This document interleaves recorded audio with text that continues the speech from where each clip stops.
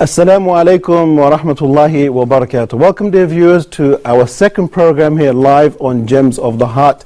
Dear viewers, I'd like to take this opportunity to thank Allah subhanahu wa ta'ala for uniting us again to serve His beautiful deen. And I'd also like to thank all of the viewers for tuning in and giving us their continual support. Not just that, but mashallah, we've been tracking your progress and your input on this particular program, Gems of the Heart. You've been working with us very hard on our Facebook page, and many of you have been doing the homework that the Sheikh has said. So inshallah ta'ala, after the break we will go into those that answer the question, and we'll get the correct answer as well from the Sheikh.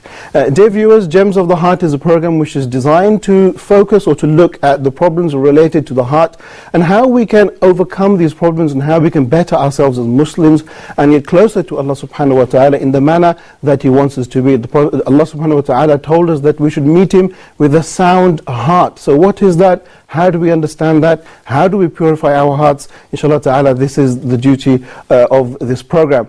Today we're going to be looking at the diseases of the heart. What are the different types of illnesses that our hearts are affected by? And then in due course we're going to take each one of these aspects and talk about them in great detail so we can understand them better. And we're going to be looking at the articles of faith, the articles of Iman, the belief in Allah, the belief in the angels, the belief in Qadr. And we're going to look at how all of these things connect with our hearts. And we don't want to study these principles as theoretical knowledge, but we want to look at it from a practical aspect. What aspects of the belief in Allah that when we know about Him increases our Iman? What about the facts that when we know about the angels it awakens our heart, it opens our eyes? These are the topics inshallah ta'ala that we have prepared for you, and they will be coming up in the coming weeks. But as for today, we're going to be looking at the diseases of the heart. So let me begin by introducing the Sheikh, and then we can go into our questions. So Sheikh, I would like to begin by introducing you, Sheikh Ibrahim Zidan. We are here on our second program of Gems on the Heart. Sheikh, I'd like to welcome you by saying Assalamu alaikum. Wa alaikum assalam wa rahmatullahi wa barakatuh. Barakallahu feek. Jazakallah khair. Sheikh, mashallah, I gave a quick summary of some of the topics that we are going to be looking at in the near future. Now, just very quickly, is there anything else you would like to add to that so the viewers can understand a bit more about this concept of the pillars of Iman and the heart? Alhamdulillah, wa salatu wa salam ala rasulillah wa ba'd. The deen of Islam with matters of belief and actions, it all has to come out from our hearts. Okay. And many people, when they study the Aqidah, for example, which is something essential, and we have to study matters of belief, but they study it from a theoretical point of view only, which is important. But we need to add to this of the effect of these matters of Aqidah on the heart. Okay. Because if you believe in something, that means that has to show in your speech and actions. Right. Otherwise, it's really deficiency in the belief then. So we have to make sure that the belief is established in the heart, and it's affecting our hearts, purifying our hearts, and therefore our speech and actions will be according to our belief, not this double or triple standards that we have in our life. But we need to make sure that everything is on the same way, and that's by looking into matters of belief, but from the perspective of how it purifies our own hearts, okay, and then actions, whether it's good actions done by the heart or bad actions. Okay, excellent. On that note, dear viewers, I'd also like to remind you that our program, Gems of the Heart, is a live program. You can use any of our two numbers that you will see running across the screens to call us, to give us your questions, your comments, your queries, anything that you would like to bring to the program, feel free to do so. And if you're calling outside of Egypt, then please don't forget to use the code, which is 002. Not just that, but dear viewers, the question from last week still stands, and we're going to leave it open until the second segment when we open the phone lines. And the question was, what are the different types of hearts? And mashallah, we've got a lot of responses, but if anybody would like to call us and give us their answers live on air, feel free to do so at the beginning of the second segment. Okay, Sheikh, let's begin with our topic for today. When we say diseases of the heart, can I ask you to just give us an introduction in what is meant by a disease? Right. A disease, if we're talking about the heart, there's two types of diseases. There's the physical diseases, and there's the inward or the heart diseases, basically, that has to do with our soul, with our Iman. The physical aspect of it, this is something for people to deal with in the medical field, and this is not our concern. Okay. Right? The concern is the other type of diseases, which is sometimes more fatal than the physical diseases. If a person is sick, he has a heart problem. If a person dies, it doesn't really matter because we're all going to die. I'm not saying that to belittle death, but how would that person meet Allah subhanahu wa ta'ala? With a good heart or with a bad heart and a sick heart? So the diseases that concerns the spiritual or the purification aspect of the heart, this is what we need to be concerned about. And when we come to this topic of diseases of the heart, the definition of a disease briefly, anything that goes off from its perfection or from what Allah subhanahu wa ta'ala created it for, that means that thing does have a disease. For example, if the eyes Allah subhanahu wa ta'ala created for us to see things, if you don't see things in the perfect way, that means the eyes is weak, the eyes has deficiency, has some form of a sickness or illness, because it's supposed to be perfectly working. So the same thing when it comes to the heart, it's something that has a function, and we need to make sure that the function of the heart is according to what Allah subhanahu wa ta'ala wants. Falling short of this, that means the heart is sick. We need to do something to cure it and to perfect it again.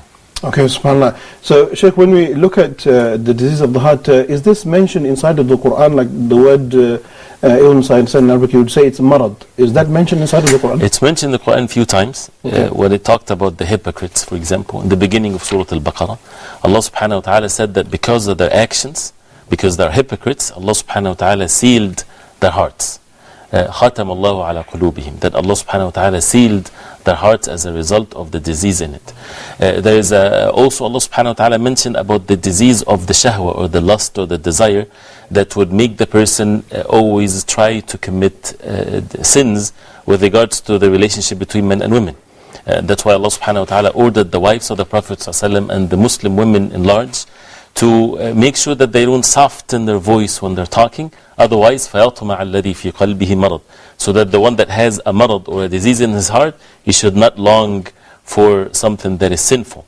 The same thing for the believers. One of the dua that is mentioned in the Quran, a beautiful dua that we should memorize and frequently say, Allah subhanahu wa ta'ala said that the believers, they say, رَبَّنَا لَا تُزِغْ قُلُوبَنَا بَعْدَ إِذْ هَدَيْتَنَا. Oh Allah, do not deviate our hearts away after you have guided us.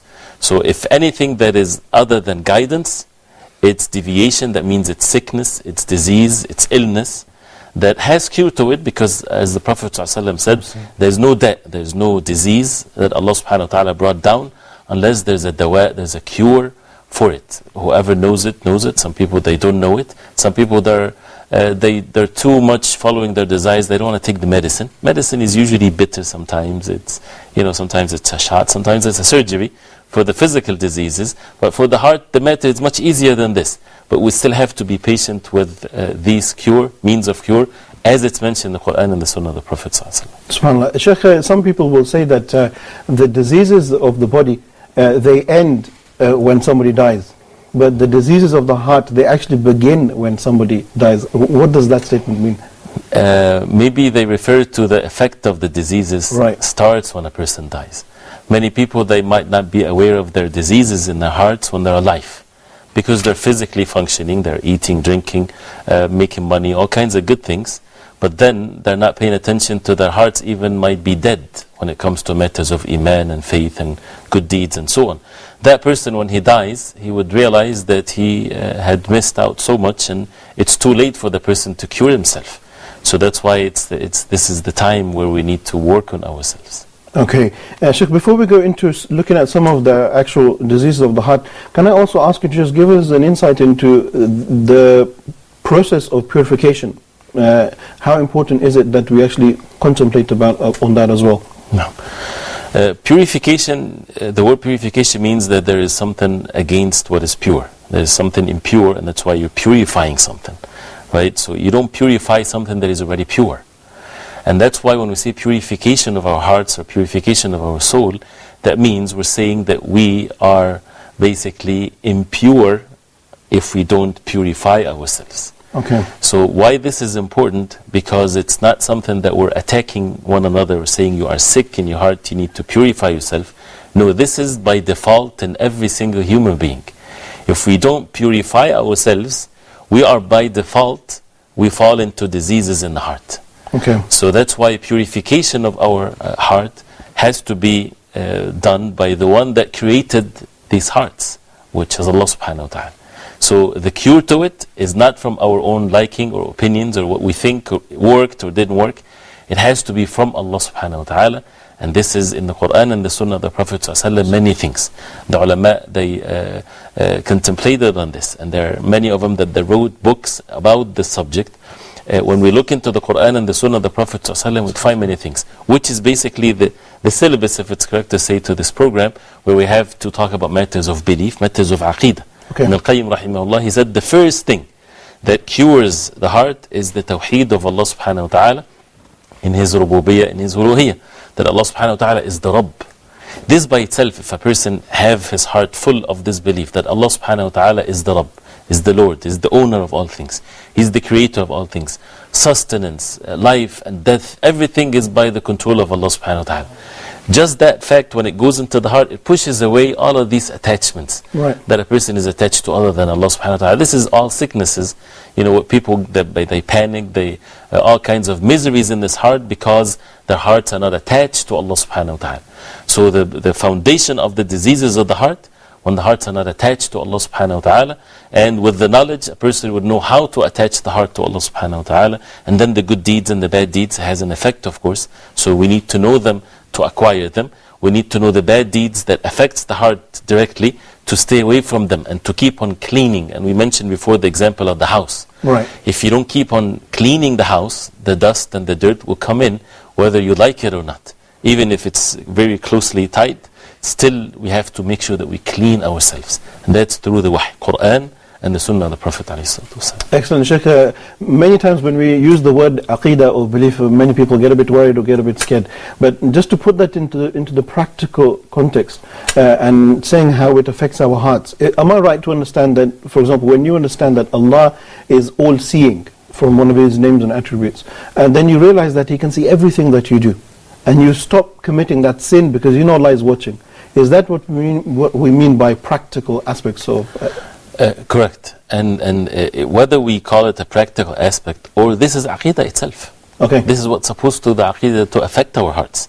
It's not just a matter of information, it's a belief. If I'll give it a simple example. If I believe that if I inhale some dust, that's going to hurt me, right? What should I do when there's dust in front of me? Should I inhale it? That means that's contradict what I believe. Right?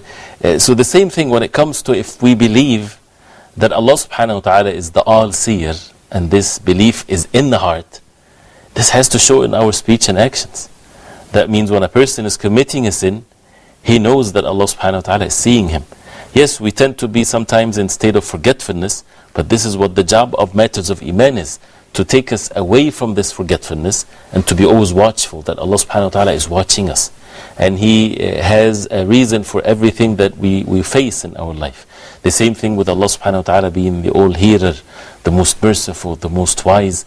It would bring the satisfaction and the happiness in this life and hereafter once this knowledge is in the heart about Allah subhanahu wa ta'ala. Matters of belief, just the first pillar of Al-Iman, to believe in Allah subhanahu wa ta'ala with His names and attributes. This is what we're lacking when it comes to education and learning and matters of aqidah like this and the effect of it. And this is, inshallah, we keep on saying inshallah because this is a detailed subject. And we want to make sure that we're aware of it so that we will take the effort, put the effort to learn it step by step. And I think, Sheikh, this is probably one of the reasons to why this program differentiates itself from other programs with regards to aqidah, because we're going to try our best to make it as practical as we can and try to make the topic of aqidah come to life. Right, and we will mention the matters of aqidah. Of course. Because we don't want to belittle that. This is actually what separates a Muslim from a disbeliever, and it separates within the Muslims who is on the right track. Because the Prophet ﷺ, he said that this ummah will split into 73 sects, all of which in the hellfire except one. And when they asked the Prophet ﷺ, what is this one? He said, مَا أَنَا عَلَيْهِ وَأَصْحَابِ الْيَوْمِ, what me and my companions are on today. Right. So this is a very serious matter. So within the boundaries of Islam, we need to make sure also that we're among this group that is on the truth the way it was at the time of the Prophet ﷺ. So matters of belief, matters of aqidah, and how these different aspects would affect our hearts in purifying it, and therefore our even ibadah, our salah will be different. Okay. Our actions will be different. And that's why, for example, Ka'b ibn Malik radiallahu anhu, he said a beautiful statement, the meaning of which, that when a person is on the sabil and sunnah, he's on the right path, and he's on the way of the Prophet sallallahu alaihi wasallam, then the less deeds will be better for him than someone that do so much of the good deeds, but he's not on the sabil and the sunnah. He's not on the same, on the right path, and he's not on the way of the Prophet ﷺ. So it makes us have less effort, right, physical effort, right, and it makes us focused, and it makes us purify our hearts in a very direct and an easy way. Otherwise, it corrupts the heart. Right. If a person do all kinds of worship, but it's not according to the way of the Prophet ﷺ, it's not just like it's not going to purify it. It's going to increase the filth in the heart. Takes the person away more and more from Allah subhanahu wa ta'ala. Okay, excellent. Sheikh, on that note, you talked about the concept of purification and that being the key to success. I'd just like to get your comments on the verse from the Quran where Allah says, قَدْ أَفْلَحَ مَنْ تَزَكَّى, that the one who purifies himself is indeed the successful one. What is meant by this verse? قَدْ أَفْلَحَ مَنْ تَزَكَّى, the falah, the word aflah, and this is something that we hear in the adhan of every time, حَيَّ al-falah, come to the success. Al-falah, it is not just good things. Okay. Al-falah is when the khair or good stays forever, right? So this is not a temporary goodness that a person might receive like anything else in this life. If you say, good things will happen to you if you do such and such, you might think a lot of wealth, good health, whatever there is. But this is all temporary. Everybody has to leave this behind. But when something is based on the falah, قَدْ أَفْلَحْ, that means he would receive what is good, and that good would stay with that person forever in this life and hereafter. Who would be in that state? مَنْ تَزَكَّى, whoever is purified. And that's the word zakah comes from.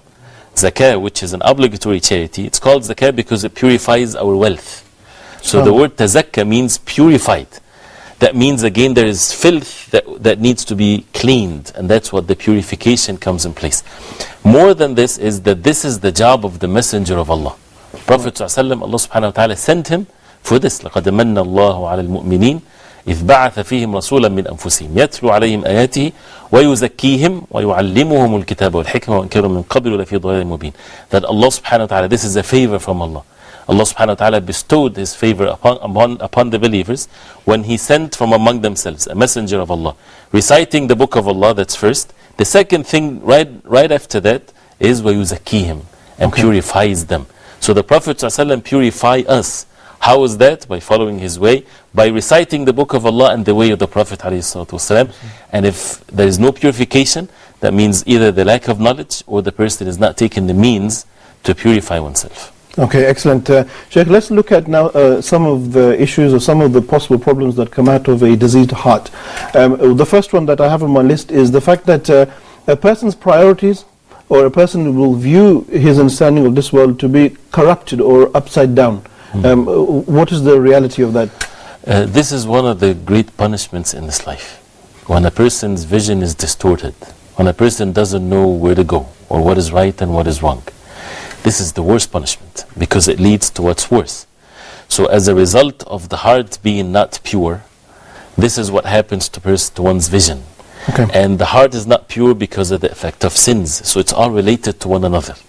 And that's the amazing thing about the heart and how we perceive things. A person might be someone that is very smart, and people would listen to that person and think that he's very smart and he has the highest degrees and everything, but he's not able to see what is right and what is wrong. Moreover, that he would think that he's on the truth when he's in the total falsehood. How can a person be deceived like this? It's because of the heart. When it's polluted because of the sins and the diseases of the heart, a person would see what is right, wrong, and vice versa. And Allah subhanahu wa ta'ala mentioned that about some sins. For example, riba, usury. Right. Allah subhanahu wa ta'ala said about the one that consumes and takes riba and usury, He said, الَّذِينَ يَأْكُلُونَ الرِّبَا لَا يَقُومُونَ إِلَّا كَمَا يَقُومُ الَّذِي يَتَخَبَّطُهُ الشَّيْطَانُ مِنَ الْمَسِّ. The ones that eats riba, usury, and deals with interest and so on, he is like, and the tafsir of the ayah has two meanings, so it's one in the hereafter or one in this life, as if he is being beaten by the shaitan, as if he is in some form of epilepsy or something like this, being beaten by the shaitan. Like he is drunk or something. Right. Okay. And this is just for that sin. So some said this is the effect of it in this life, and also he will be resurrected like this in the day of judgment. So, but if a person sits with his own reason, What is riba has to do with this? This is the effect of it. This is all related to one another. So the perception of things, this is a favor from Allah subhanahu wa ta'ala for those who their hearts are pure. The heart is polluted. The eyes, there is ghishawa. As Allah subhanahu wa ta'ala mentioned that in the Quran, there's a cover on the eyes that is not able to see things in the right way. And Sheikh, is that right? When we see, subhanAllah, many professors or people holding PhDs and so on and so forth, in so many things, you would think they're very intelligent, but when it comes to belief in Allah, either they will deny the belief in Allah, or they will worship something which you would think is absolutely unbelievable. You could actually worship that. Right, and that's again, this is because of neglecting the diseases of the heart. There is nothing worse in this life than to associate partners with Allah. When people follow their desires, and this life is nothing but about just eating and drinking and desires and myself and so on, then a person loses the focus and loses what is right and what is wrong. And when you talk to these types of people, they won't be able to talk intellectually in the matters of what is haqq and batil, what is truth and falsehood. They can talk about the atom and the chemistry and physics perfectly, mashallah. This is the worldly knowledge that everybody can take with the means. But when it comes to truth and falsehood, they are so weak because they're lacking this truth from the Quran and the Sunnah of the Prophet. And so could we tie that in with the opposite as well? Like when you look at people that have lived all their lives in the villages, far away from being involved with the internet and so on and so forth, that subhanAllah, like I give the example of my grandma, my grandfather, if you ask them questions about Islam, they won't be able to answer you. But they have a firm belief in Allah, and they firmly worship Allah subhanahu wa ta'ala. Is that something we could correlate? Of course, and the more the person is away from corruption, the more things are clearer in matters of vision. And you add to this knowledge of the deen, then that's the perfect combination. And that's why you would find, even when people are dealing with the creation of Allah directly, they are more to their nature and to their innate, more than someone that is dealing with too much of the technology things, right? That's why we have to put more effort. That's why a person, if he's a tiler, a farmer, and he's a Muslim, of course, and he put the seed in the ground and it grows, this person has more, should be, relying more on Allah subhanahu wa ta'ala, because he waits for the help from Allah subhanahu wa ta'ala. His heart is always working, asking Allah subhanahu wa ta'ala for help and so on and so forth. Okay, excellent.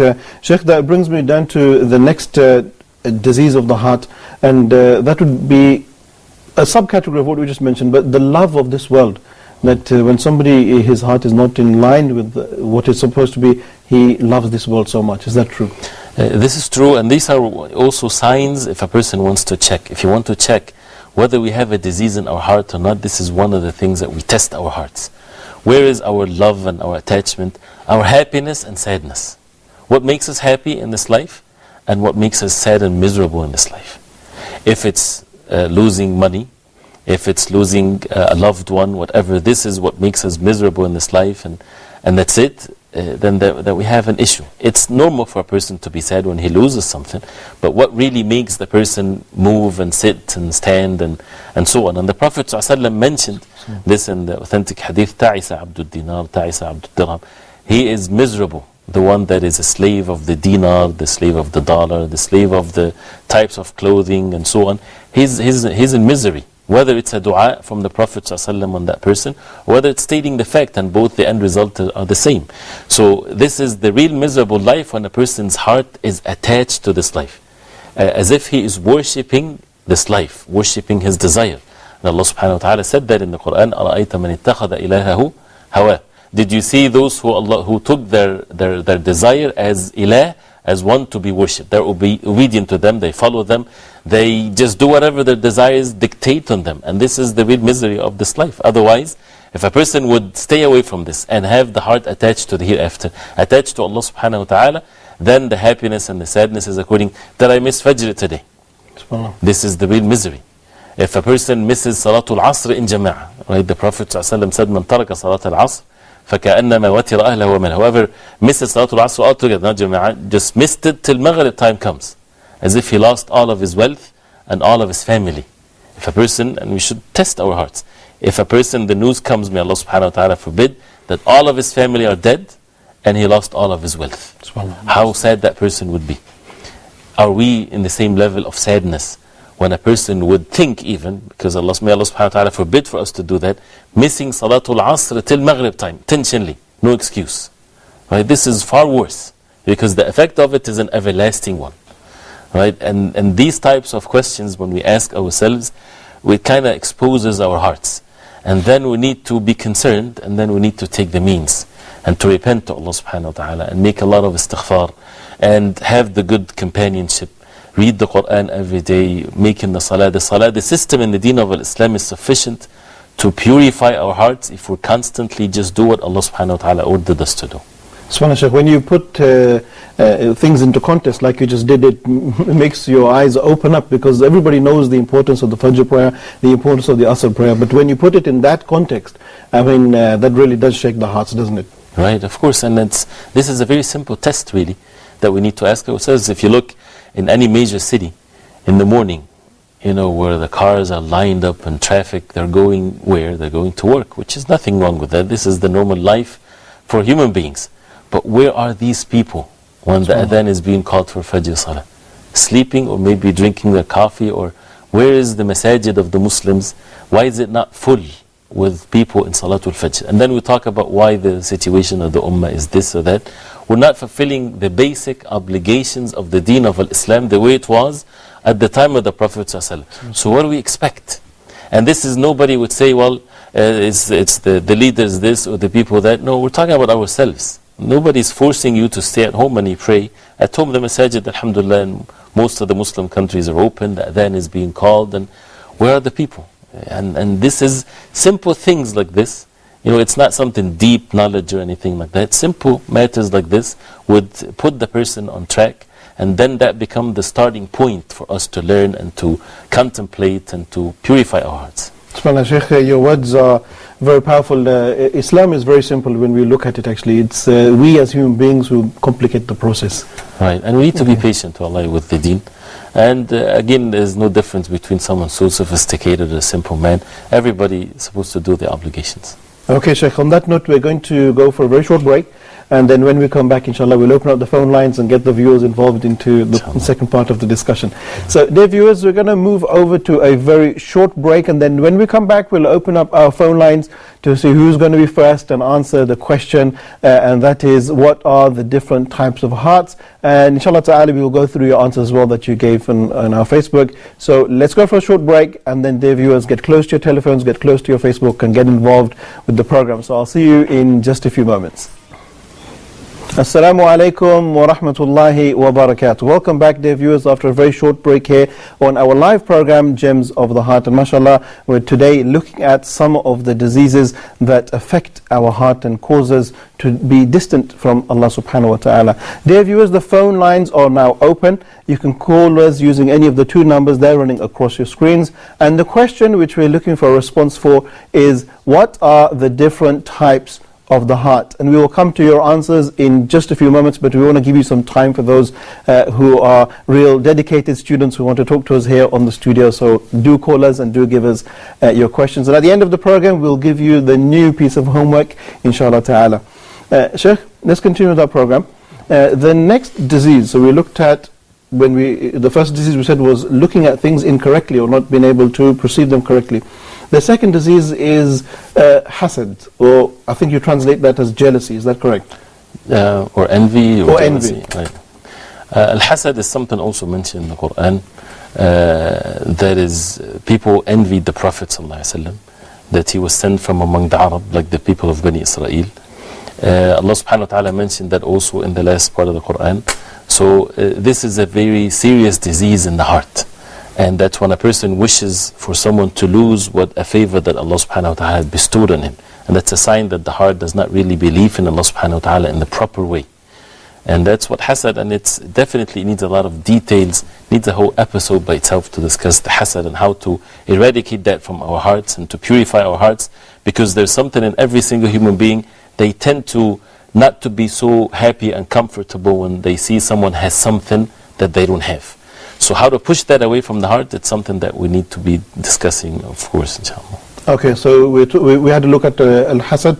There is another Arabic word which requires translation, but I think it's ghubta. I think that's how they say the word. What does that mean? Ghibta, or the permissible hasad, basically. Okay. Hasad is forbidden. except in two cases, and these two cases are mentioned in the authentic hadith by the Prophet ﷺ, and this is what the ulama they called ghibta. Ghibta comes from the meaning of that you're rejoicing or happy, which is not really hasad. It's that when you see someone that has something that is good, whether it's knowledge of the deen of Islam or wealth, that he's using this wealth for the sake of Allah. Only these two characteristics.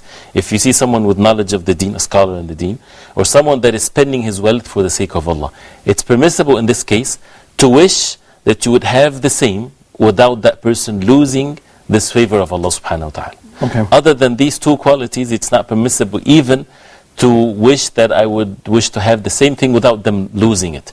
Once a person wished that someone would lose something, this is hasad. So al-ghibta, or the permissible hasad, is only when a person would see someone with knowledge of the deen, with wealth, that he's spending it for the sake of Allah. He would say, if I have the same, I would do the same with good deeds and so on, without them losing it. Okay, so that's true. Sheikh, what about the third one, which we mentioned at the beginning, but jealousy? And if you can tell us the difference between envy and jealousy. Jealousy, or if they translate it as ghayra, okay, in the Arabic language, ghayra or jealousy is a good thing if it's done in the right way. Okay. And the sense of jealousy or ghayra is when a person feels something is exclusive for him and he doesn't want to share it with anyone else. This is not a very good thing if it comes to materialistic things, right? For wealth and so on, you should share and so on. But when it comes to your honor and dignity, like one's wife, for example, one's daughter, right? The jealousy is a healthy one, is a good thing. Right? And Allah subhanahu wa ta'ala, one of the attributes of Allah subhanahu wa ta'ala is that Allah subhanahu wa ta'ala has ghayra. So if we translate it, which means jealousy, nothing is the like of Allah subhanahu wa ta'ala, and it's a perfect attribute of Allah subhanahu wa ta'ala, perfect one, not a negative one. And what it means is that we can discuss it in more detail. Sheikh, we've got a phone call from the KSA, so if we could take, then we'll come back to inshallah the point of jealousy. We have Brother Amir calling us from the KSA. Brother, assalamu alaikum. Wa alaikum salam wa rahmatullah. How are you doing? Yes, good, alhamdulillah. My question is that scholars, they've written so many books on the fiqh al-jawarih, the fiqh of the body. Why don't they write more books on the fiqh of the heart? I mean, maybe that's one of the reasons why people don't go to the mosque, because there are all these books about rules and stuff, but very few books about how to remove hasad and how to remove, the practical steps. So how come we don't have more books on this topic, like fiqh of the heart? Excellent, thank you very much. Why aren't the scholars writing more books on this specific topic? All right, excellent. Your question is very clear. Do you have any other questions or comments you'd like to make? No, that's it. I just wanted to know about this, yeah. Okay, thank you very much, Brother Amir, calling us. Thank you very much, Brother Amir, calling us all the way from the KSA. Sheikh, shall we address the question straight away? So, sure. Talking about general fiqh, which is, some say is very dry, it makes the heart go low. Why don't we have more books on the heart? Actually, it doesn't make the heart, of course, go low, because if it's fiqh, that means it's something that is wahi, revelation from Allah. Quran revealed about these matters of fiqh, of jawarih, of the physical body and the aspects of actions, and the hadith of the Prophet ﷺ. That means this is one of the means to purify the heart. So how to make salah, how to make wudu, how to give zakah, all of this is essential, of course. So we should not belittle that, of course. This is so important. That's why the ulama, they talk about it. But as the caller said, this is true. Many sometimes they neglect or they don't talk much about the fiqh and the understanding of the hearts. Right? Although it's mentioned in the Quran and the hadith of the Prophet ﷺ, but the scholars, they did. There are books about this. I'm not sure about in English, but you would find many of the writings of Ibn al-Qayyim rahimahullah, Ibn Qudama, and others of the great scholars of the deen of Islam. They talk about matters of the heart and how to purify our hearts and how the destructive things of the hearts and how to purify ourselves from that. But also one of the reasons for this is Allah subhanahu wa ta'ala is the most merciful. And when we just follow what's in the Quran from the orders of Allah subhanahu wa ta'ala, that is sufficient to purify the heart. To purify the heart, and this is a very delicate situation. People think that for my heart to be purified, that means I have to feel something. I have to feel good, and this is a sign that my heart is pure. This is not necessarily true. A heart can be deceived by feelings. Right? So it's not something that we're waiting for a specific feeling for us to feel that our hearts are pure. No, it's about following the orders of Allah subhanahu wa ta'ala, one of which is the deeds done by the heart and the physical actions, and that would purify the heart, and the heart, when it's pure, then it's steadfast on the deen of Allah subhanahu wa ta'ala. But definitely I think more in English language there should be more books written and translating some of the great work of the early generations of Islam when they talked about these aspects and these matters of deeds in the heart. Okay, excellent. MashaAllah, that's a comprehensive answer there for Brother Ahmed calling from the KSA. Sheikh, let's go back to the topic of jealousy. And if I can also ask you to talk about some of the causes of why people have the problem of jealousy. Right. But we stopped at what Allah subhanahu wa ta'ala, one of His attributes, and this is a good attribute, of course, because it's a perfect attribute of Allah subhanahu wa ta'ala, and it means, as the Prophet ﷺ said in the authentic hadith, Inna Allah yaghar. Allah subhanahu wa ta'ala has ghayra. And what is this ghayra? Is when the believer commit a sin. Why? Because Allah subhanahu wa ta'ala wants the heart of the believer to be exclusive to Allah subhanahu wa ta'ala. So when the person deviate away from having the heart attached to Allah subhanahu wa ta'ala, Allah subhanahu wa ta'ala has this ghayra, which is a beautiful thing, one of the perfect attributes of Allah subhanahu wa ta'ala. So this is the good ghayra. And with the relationship between people, as we said, there is a good one, a good type of ghayra based on clear evidences and so on. But there is the bad one, where people just have jealousy when they see someone has something and they want to have it. Whether that person loses it or not, it doesn't matter. So it goes with the same meaning of al-hasad.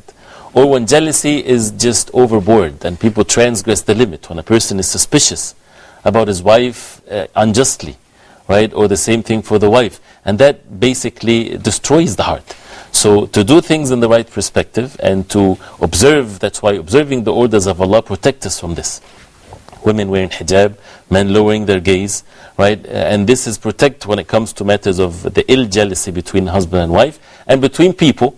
One of the reasons why people have envy and jealousy is because they have a lack in the belief in the qadr of Allah.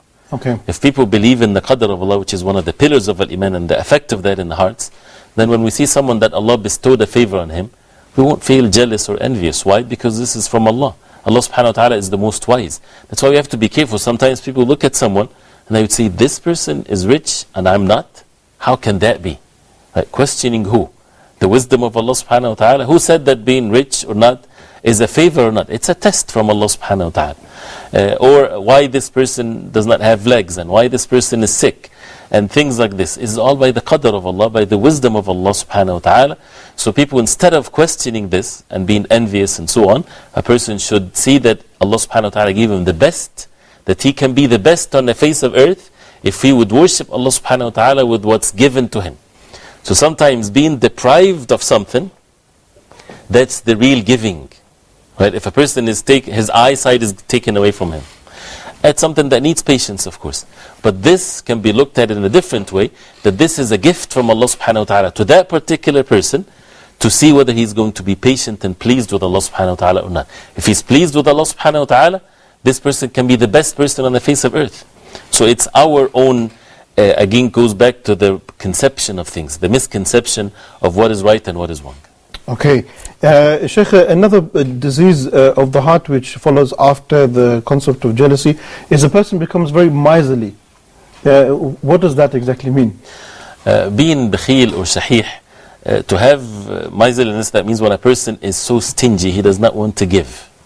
Right? And again, it has to do something with the sickness in the heart, that a person thinks or believes that this wealth, and it's not just in wealth, in his effort, in his time, in his strength, he doesn't want to help anybody, he's not generous whatsoever. It's because of the disease in the heart that the person thinks that this is his. And the leader of all of these people is like Qarun, the cousin of Musa, when he said, إِنَّمَا أُوتِيتُ عَلَى عِلْمٍ عِنْدِي, I got this from a knowledge of myself. Right? So when a person believes in Allah subhanahu wa ta'ala and his heart is pure, he would perceive wealth as something that he's been entrusted with. Allah subhanahu wa ta'ala gave him this provision. For what reason? To test him. Whether he's going to be obedient to Allah subhanahu wa ta'ala or not, he would give the rights of this wealth, he would help others, and so on and so forth, and he would not be a bakhil or someone that is stingy and so on. And sometimes people, the shahih for example, is someone is not just stingy when it comes to his own wealth, he's stingy when it comes to what people have in their own hands. Right? He wants it all for himself. He doesn't want them to give it to anyone but his own self. So that's like a stage even above jealousy. Right, definitely. And it's if you search, there is a root to it in the heart. And that's when we talk about deeds or things done by the heart. It's not the fact that he's not able to put his hands in his pocket to get money out. No, the heart is the king, and the king is not sending these orders. Actually, the king, which is his heart, is sending the orders to keep your hand to yourself. Don't give, right? Don't be generous, don't smile, don't help anyone. So the heart is sending these sick orders because the heart itself is sick. SubhanAllah. Sheikh, another very common disease we find that people are struck by is that of desire. In Arabic, we will use the word shahawat. Right. Could you explain that one for us? This is something, as we said earlier, it's mentioned in the Quran. And that's why there's two types of diseases of the heart, as the ulama they say. There is marad al-shubuhat, the disease of doubtful matters, and the cure to this is ilm, is knowledge. And there is the disease of al-shahawat, the desires and the lusts and so on. The shahwa, or the desire in itself, is not something condemned in itself, because we're created to have certain desires. What is condemned, or what's the disease in the heart, is what makes a person commit sins or fall into hypocrisy or so. And that's what a disease in the heart. And that's why Allah subhanahu wa ta'ala made what is halal for us sufficient. And when a person, the halal is not sufficient, and he seeks what is haram, what is forbidden, this is a major problem. And that's what the disease comes into the heart. And that's why it's an amazing thing, and it's important for us as Muslims to witness that. Look at what is haram. You would find it's the means of justice and the mercy of Allah subhanahu wa ta'ala established in the system. And it's because of the selfishness and the ignorance that sometimes a human being falls in. For example, the shahwa, or the desire. A person wants to look at whatever he wants. He wants to have relationships when it comes to illegal or haram relationships with women and so on. Is that fits the justice of the human beings? Again, this is when it comes to reason. It's enough that Allah subhanahu wa ta'ala forbade it. Would you like for someone to do that to your wife, or to your sister, or to your daughter? And that's what the Prophet ﷺ, when a man came to him and he had this in his heart, he said to the Prophet ﷺ that he embraced Islam, but he said, then leave his zina, give me permission to commit zina. This is something that I can't control myself. Basically, that's what he said. The Prophet ﷺ, and see the wisdom of the Prophet ﷺ, he asked him questions, and we can discuss these questions in general. Sheikh, sorry, I have to cut you again. We have a phone call coming all the way, mashallah, from Nigeria. We have with us Abu Bakr calling us from Nigeria. Brother, assalamu alaikum. Wa alaikum salam wa rahmatullah. Thank you for your effort, and jazakallahu khairan. Thank you very much, brother. Go ahead, give us your question or your comment, please. Yeah, I have a friend is complaining of his heart being polluted. Subhanallah, even when he is listening to Quran or Allah's name, he's feeling guilty of like shocking in his heart. So what is Sheikh advice to him? Sorry, brother, so your question is about what causes the heart to become what, sorry? He's feeling like if he's reciting Quran or listening to Quran, he's not enjoying the Quran recitations. Okay. Yeah, so to him, he knows it's like heart is being polluted. Okay, thank you very much, brother. Your question is very clear. Thank you, Abu Bakr, calling us all the way from Nigeria. Sheikh, I think that's probably the main question which most people are very, worried about. Why is it that they read Quran or they're praying and nothing's happening? What's wrong? Well, this is a beautiful question because it touches our hearts, and it's important that we do something about it. Okay. One of the early generations of Islam, he said, if the hearts really reflect upon the Quran, no one will be satisfied, meaning that they would want more and more and to spend more time with the Quran. So the Quran, if really our hearts are pure, and he mentioned, لو طهرت قلوبنا, if our hearts are pure, ما شبعت من كلام الله. If our hearts are pure, we would want to fill it so much and all the time with the book of Allah. So when we see ourselves don't feel like wanting to recite Quran, or we don't get the effect from reciting the Quran, that's a sign that the hearts are not fully pure. How to deal with this situation? First of all, we should never give up. Reciting the Quran or memorizing the Quran is not about physical feeling that we would get. What if a person doesn't feel anything? It doesn't matter. Allah subhanahu wa ta'ala, this is rizq, this is provisions from Allah who He gave it to whoever He wills. So never give up. And make sure that you do this every day, and reading Quran every day, and putting the effort without giving up whatsoever, without setting a limit. I would set a limit for 4 months. If I don't feel good after that, that means I will quit. No, this is a bad sign, and you would never feel anything. So never give up. This is a very important thing. Making dua to Allah subhanahu wa ta'ala to purify our hearts. Okay. One of the dua the Prophet sallallahu Allahumma ati nafsi taqwaha zakkiha anta khayru man zakkaha. Oh Allah, give my heart its taqwa, purify it, because you're the one that would best purify my heart or my soul. And there is the hadith, also the dua, and this is a very, very important dua. Inshallah, some other time maybe we can give its time. The dua where the Prophet ﷺ said it's important for every Muslim, if he hears this dua, to memorize it. Okay. Which is the dua of al-karb, the dua of sadness and so on. Allahumma inni abduk wa ibnu abdik wa ibnu amatik nasiyati biyadik madin fiya hukmuk adlun fiya qada'uk.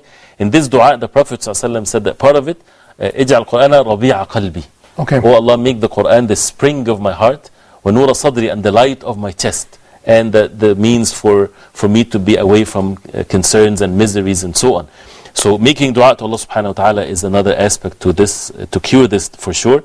And the third thing is that we need to make sure that we are purifying our hearts from sins, asking Allah for forgiveness, the attachment of this heart to this world, right? And the more you read Quran, and physically make sure that you read Quran, it goes into the heart, and reflecting upon its meaning, it pushes away the harm. And with the istighfar and watching ourselves also, because the heart has its going forward or going backward. So watching this is important, inshallah. Okay, excellent, Sheikh. Now let's move over to the part of homework where our viewers have contributed and answered the question about what are the different types of hearts. If we can get the answers on the screen, and I'll go through them, and then you can tell us which one is right and which one is wrong, inshallah ta'ala. So we have, mashallah, 3 people that have given us their answers. You can see them up on the screen. You can see our very first one comes from Ladida, Europe, and he says there is the good, there is the bad, and the ugly, and the wicked heart. So he's divided up into 4 different hearts. Sheikh, what would you say about that answer? MashaAllah, this is good, of course. Of course, the ulama, when they talked about the different types of hearts based on the Quran and the Sunnah of the Prophet ﷺ, they said something close to this meaning. There's the good heart, and there is the opposite, of course, the bad heart, and there's something in between. Okay. Which is the sick heart. It depends on which is closer. Is it closer to be good or closer to be bad and wicked and so on? So this can be something that relates to what is right, inshallah. Okay, and the second answer, we have with us an answer from Nuwaira Siraj Khair, and she says, Assalamu alaikum wa rahmatullah. According to Imam Ibn Kathir, there are 4 different types of hearts. A polished, as shiny as a radiant lamp, and she says a sealed heart with a knot tied around its seal, an upside down heart, and a wrapped heart. And Sheikh, I want to read the last answer as well before I get your comments. The third comment is Rose Muhammad, and she says 2 types, mainly a heart of a Muslim and another of a non-Muslim. So Sheikh, can you give us the correct answer? This is inshallah all correct in a sense that the ulama talked about these different things, some more general, some more specific. And these types of hearts, as the second answer, it's mentioned in the Quran. Because like for example the last one, the wrapped heart, it's mentioned in the Quran that when the people of Bani Israel, when they said قَالُوا قُلُوبُنَا غُلْفٌ, our hearts are wrapped. And when you see when it's wrapped, that means nothing is going in. Okay. No goodness is going in, right? And there is the sealed one. No matter what a person do, this is what Allah subhanahu wa ta'ala said about the hypocrites. He sealed their hearts as a punishment for them. And the good heart, that would make the person radiating light, that means the benefit is extended to others. Okay. Right? So it's mashallah. So all the answers we say are correct, but Sister Nuwaira was the most accurate. Yes. Inshallah. Okay, so mashallah, Sister Nuwaira, your answer was the most accurate from amongst those there. Sheikh, shall we also share with our viewers the good news that we have this week? Sure. So, dear viewers, the Sheikh the channel has come with an idea for those who are more dedicated with this subject and want to really excel with their knowledge of how to purify their hearts. Inshallah ta'ala, on a weekly basis, there will be questions set out for our viewers, and they will be set open to anybody who wants to answer. On our Facebook page, you can download them, and then your answers, inshallah, you will send them to us, and the Sheikh and myself will have a look at those, and you will get a marking, a grading, and whoever gets the highest grade, or amongst those who get the highest grade, their names will be read out, and we will monitor your progress, and we will have the lines open for you to communicate with us. Sheikh, would you like to say a very quick word on that? I would think that inshallah this is something that when we put the effort, many times when we listen to programs and so on, you listen and it goes away. Knowledge, you have to tie it. It's like a hunt. You know, as some of the early generations of Islam, they said that. It's like a deer passes by.